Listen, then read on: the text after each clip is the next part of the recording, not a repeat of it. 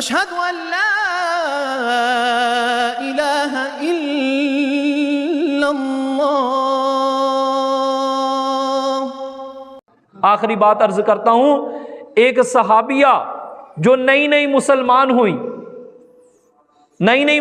ہوئی، سارا خاندان، سارا قبیلہ، سارا کنبہ کافر ہے، وہ اکیلی مسلمان ہو گئی، خامند ہے نہیں، ایک ہی ساتھ دودھ پیتا بچہ ہے، خامند فوت ہو چکا، ایک اس عورت کے ساتھ دودھ پیتا ہوا شیر خوار بچہ ہے، مسلمان ہو گئی، مسلمان ہونے کے کچھ دن کے بعد ان کا بچہ انتقال کر گیا، اس عورت کا بچہ انتقال کر گیا، لیکن پیارے آقا علیہ الصلوۃ والسلام کی تعلیم سیکھی ہوئی تھی۔ کیا تعلیم؟ کہ جب بھی کوئی مشکل پیش آئے اپنے رب سے نماز پڑھ کر مانگو، تمہارا رب نماز کے ذریعے سب سے جلدی اور سب سے توجہ کے ساتھ تمہاری بات کو سنتا ہے۔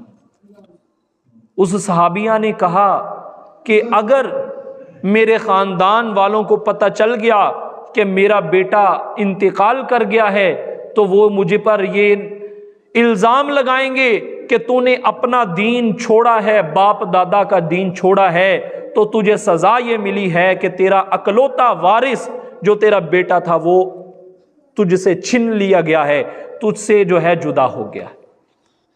ان صحابیہ نے کسی کو نہیں بتایا، کمرہ بند کر کے بیٹے کو سامنے رکھ کر ساتھ رکھ کر نماز پڑھنا شروع کر دی، نماز پڑھنا شروع کر دی۔ کچھ صحابہ کو پتہ چلا، انہوں نے آ کر جو ہے، ان کو پتا تھا اس کا کوئی آگے پیچھے کوئی نہیں ہے، بیٹے کو اٹھایا، دفنانے کے لیے غسل دینا شروع کر دیا، کفن بھی جو ہے پہنا دیا۔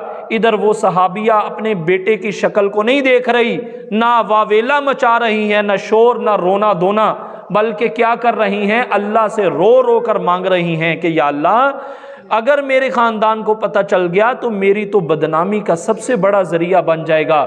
ادھر کفن پہنایا جا چکا ہے، ادھر اللہ سے رابطہ جڑا، تار جڑی ہوئی ہے۔ صحابہ فرماتے ہیں ہم نے خود اس بچے کو غسل دیا تو ہم نے کچھ دیر کے بعد دیکھا کہ کفن کے اندر حرکت پیدا ہو گئی، جب کفن منہ سے کفن ہٹا کر دیکھا تو وہ بچہ اللہ کے حکم سے زندہ ہو گیا۔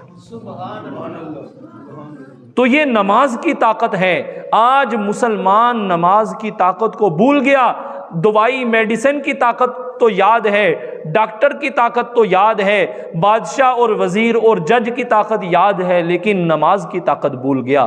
تو میرے محترم بھائیوں اور دوستو، جب ہم نماز کی طاقت کو سمجھیں گے تو ہمارا کوئی مسئلہ نہیں رہے گا، کوئی پریشانی نہیں رہے گی، ہمارے سارے مسائل اللہ نماز کے ذریعے حل کر دیں گے۔